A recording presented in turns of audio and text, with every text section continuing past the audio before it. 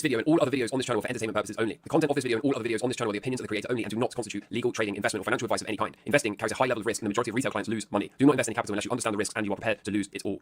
Alright, hello and welcome to Camel Finance. I'm your boy Camel and things are getting quite interesting, right? I don't know about you, but I'm noticing a kind of nervous twitchiness amongst market participants at the moment. So as ever, we're just going to keep taking this thing one day at a time and let the market kind of do what it's going to do, right? And when it throws me some high probability setups to get behind, of course, I will take them. But in the meantime, it kind of feels a lot like the market's got some shaking out to do. I don't think we're quite completed yet, although there is some evidence to say that we could be. So anyway, I'll show you all of this. The first thing I want to do today is point at a change of upload schedule, just to let you guys know. Now, this is only going to be for a couple of days. I'm taking my wife away for a few days. So Wednesday, I should be able to get a video out normal time. Thursday, I'm probably not going to upload, so I'm just letting you know now. And then Friday, I'm probably going to be late to upload, but I will still get a video out to you guys on Friday, albeit later than usual. So don't say I didn't warn you, probably no video on Thursday. Now, let's get into some alpha for today, because as of yesterday, of course, we had the whole DeepSeek scare. Maybe it was nothing, maybe it was just a narrative. Who really cares, right? It doesn't matter. What matters is, can we stay on top of this price action? What I've got to show you today with Nvidia is actually very, very interesting to me. First of all, we've got Big Mike bearish Nvidia, okay? Possibly with a full completion of a 5-wave move, now looking for the ABC correction down as low as potentially $30. Now, of course, if something like this is on the cards, if Nvidia can't stage some huge reversal from here and continue to push, then given how much this has been dragging up the indexes over the last couple of years, this is probably going to have sinister implications for the wider market. Something we should definitely take note of here is if Nvidia really has topped and is going to start to break down, then any relative weakness observed in Nvidia relative to Bitcoin is going to force this ratio higher. It's going to force the Bitcoin priced in Nvidia chart to move to the upside. Now, why is that so significant? So at the top here, we've got Bitcoin USD priced in or divided by Nvidia. Now take a look. When we get a breakout in Bitcoin priced in Nvidia, right here, it tends to push to the top of this channel and it corresponds with Bitcoin price going on a big parabolic push. And we see the same thing here. We get this kind of breakout, an expansion to the top of the range, and it coincides with Bitcoin doing Bitcoin things. Now, at the hard right edge, take a look at this, okay? In fact, let's get a magnifying glass and really take a look at it. That is undeniably a big breakout. So all it has to do here is continue, which means push up towards the top of this range. And there's no reason, at least from my perspective, to doubt that something like this could be coming for Bitcoin. Pretty interesting times. But it gets even more interesting here with Nvidia. And as Tony says here, don't shoot the messenger. Remember my favorite saying, or one of my favorite quotes, okay? Society turns to persecution of anything it doesn't agree with, okay? We have to push our biases and our narratives aside. We have to push our opinions aside and just look at the data for what it is. But Bitcoin dominance divided by Nvidia shows that each time it broke out, okay? Each time it broke out like it's currently doing at the hard right edge, told us that altcoin season was over. Again, society turns to persecution of anything it doesn't agree with. It's no good throwing shade here or getting angry and trying to shoot the messenger. If this chart is to repeat at the hard right edge, is to get a push up just like it did here and here, it tells us to be open to seeing Bitcoin market cap dominance push to the upside just like it did here. If this is in play, there's a few people out there, myself included, that have been calling for 70%. That would actually put 70% on the table.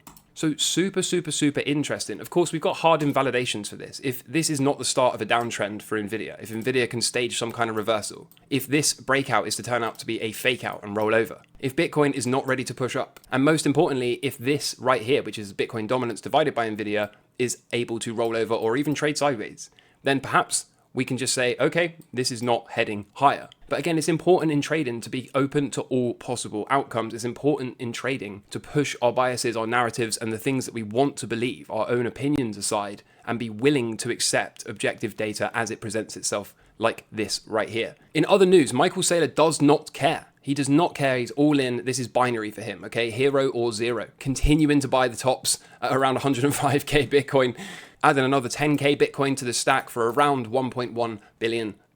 And the big question for me at the moment is Bitcoin bottomed here? Is this done? Has Big Mike managed to nail the exact pullback wave 2 at around 98k? And is this move done? Have we just done 1 into 2, stopping at 98k, and is 3, 4, and 5 now to unfold? Whilst I would love for this to be the case, whilst I am positioned for this via crypto miners and stocks to capture this if this is the case, from a cycle perspective, I think we may need to waste a little bit more time here. And if that's the case, I actually think Cred has got the right idea here, and this is just based on the cycles alone. If we can get some kind of push up here, like Cred is suggesting, to take all of the liquidity and all the stops above here between about 109 and 112, 113, okay, then slam back down here to liquidate and run all the stops from everyone else. And here's the key part, if we could do that into the end of February or early March timeframe, that would give us enough time to allow the daily and the weekly cycle low to form, and then from there we could indeed be looking for that big push to the upside. If I pull up my Bitcoin chart, you can see exactly what I'm talking about here, right? So if we get a big push to run the stops, then a big flush down into that daily and weekly cycle low, late February,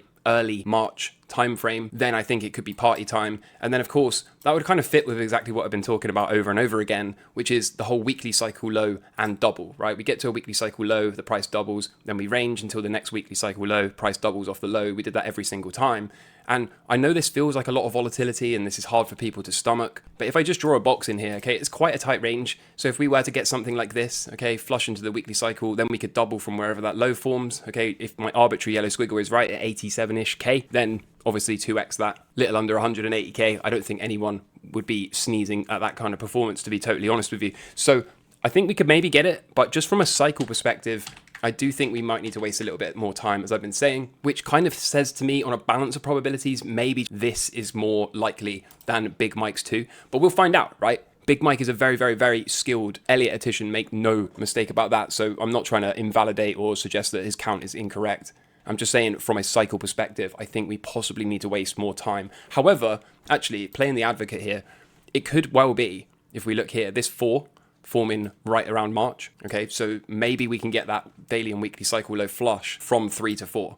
So if we come back up here, if this is Big Mike's 1 and 2, we might have to go 3, 4 into that early March timeframe, and then we could have that 5th. So both are probably on the table. Okay, I wish we had a little bit more clarity, to be completely honest with you. I wish it was a little bit easier to navigate at the moment, but I do know one thing. By the time we get into this window, I'm pretty sure things are going to get a lot easier, a lot quicker. It really is just about not trying to do too much in the meantime, not trying to take on too many positions, not trying to hop in and out and get cute too much, or just kind of wait for those setups to come to us and then exploit them as per the normal strategy. Now, the last couple of things I wanted to point at, which also fits with Big Mike's idea, is what if we continue to track the 2017 cycle?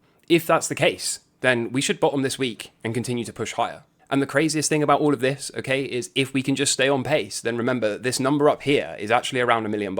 And let me tell you, right now, sentiment is in the toilet. No one, and I do mean no one, believes $1 million could be occurring over the next 9-ish months. I know whilst I'm here, actually, I want to point this out. A lot of people keep saying, well, what are you talking about, Camel? Sentiment's in extreme greed. Have you not seen the fear and greed index? I don't know why people haven't worked out the fear and greed index is totally broken, but just in case you didn't realize, the fear and greed index is totally broken, and I actually much prefer this Bitcoin FOMO finder, which, as you can see, is currently in panic at the moment, okay? So even though the fear and greed is probably stuck up in extreme greed and causing people to think that we got to stay away from Bitcoin and don't be buying the dip, right now, okay, FOMO finder is telling us we're at panic, and this is far more accurate in my humble opinion. If we also come over here, you can see by no means are we overheated at the hard right edge. So pretty interesting. We also used FOMO Finder live around this weekly cycle low when it was slipping into the purple territory. And of course, it helped us get underneath that move to the upside. So anyone that is using fear and greed, I would highly recommend you switch to FOMO Finder, because I'm pretty sure either they've stopped updating it or they're kind of just using it to manipulate retail. But we won't get too conspiratorial. For now, at least, okay, hoping this thing is going to bottom soon and prepared if in case it doesn't. And the last thing, okay, is chill. Maybe we should just sit back and chill. According to the GMI Bitcoin Cycle Top Finder, we are nowhere close, right? You can see right here, all of these peaks occur at major tops for Bitcoin. And at the hard right edge, we have got a long way to go before this thing starts to catch up anywhere near that level. So probably, again, tells us we have got at least one more double, if not 2 doubles in the price of Bitcoin out of those next 2 weekly cycle lows.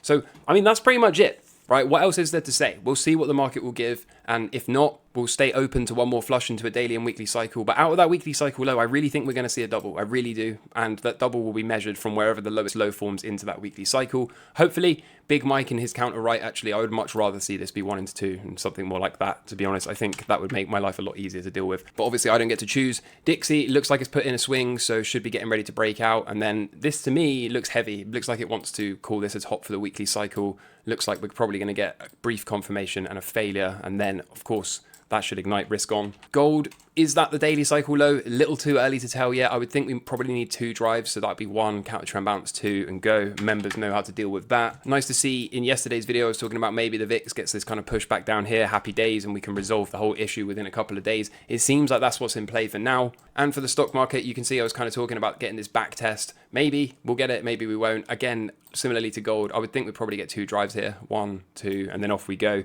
So a little bit more patience will go a long way, and I still am looking for a higher low to come in, and for me that will be a tradable higher low, something akin to this. So stay tuned for that. Other than that, as I said, I'll be normal content Wednesday, no content Thursday, late content Friday, and then we'll be back to normal after that. So anyway, I hope you're doing well in life. I hope you are enjoying the show, and until next time, take care from me. All the best. Cheers. Bye. Camel Finance, he's the man to see. Rocking the markets with his contrarian spree. Trades like a pro, no fear, no shame. Sticking to his guns in his money game. He's a badass, oh yes indeed. Camel Finance got the markets key. Taking us normies on a bumpy